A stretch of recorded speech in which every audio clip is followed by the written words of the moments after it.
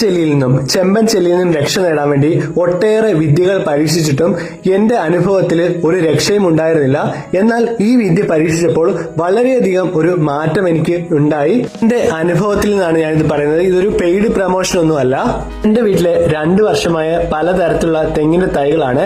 നാട്ടിൽ പോകുമ്പോൾ ഇതേപോലെ രീതിയിലാണ് കാണുന്നത്. കൊമ്പൻ ചെല്ലി കയറിയിട്ട് ഉപയോഗിച്ച ഒരു അനുഭവസ്ഥനെ എന്റെ അടുത്ത് പറഞ്ഞതാണ് ഇതൊന്ന് വാങ്ങി ഒന്ന് പരീക്ഷിക്കാന്.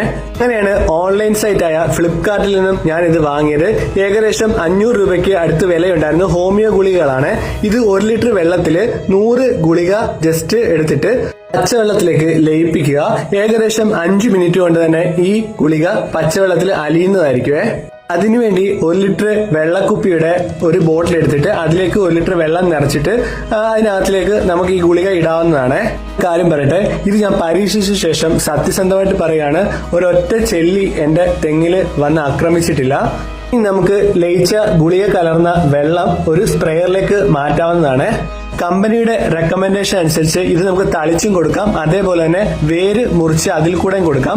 ജോലി സ്ഥലത്തേക്ക് തിരിച്ചു വരേണ്ടതാണ്. ഞാൻ സമയമില്ലാത്തതുകൊണ്ട് പെട്ടെന്ന് തീർക്കുന്നതിന് വേണ്ടി തളിച്ചാണ് കൊടുത്തത്.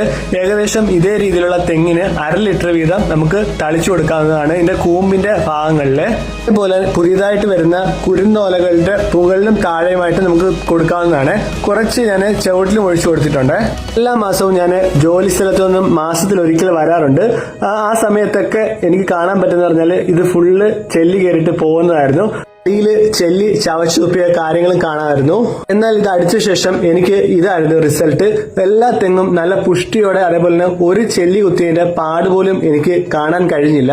എന്തായിരിക്കും ഇതിനുള്ള കാരണമെന്ന് അറിയാവുന്നവരും ഈ ഹോമിയോ മരുന്നുകൾ പരീക്ഷിച്ചിട്ടുള്ളവരും അവരുടെ അനുഭവങ്ങൾ പങ്കുവെക്കാനും ചെല്ലി കയറാതിരിക്കാൻ മറ്റു മാർഗങ്ങൾ അറിയുന്നവരും അതൊന്ന് കമന്റ് ചെയ്യാനും ഈ വീഡിയോ ഒന്ന് ഷെയർ ചെയ്യാനും മറക്കല്ലേ.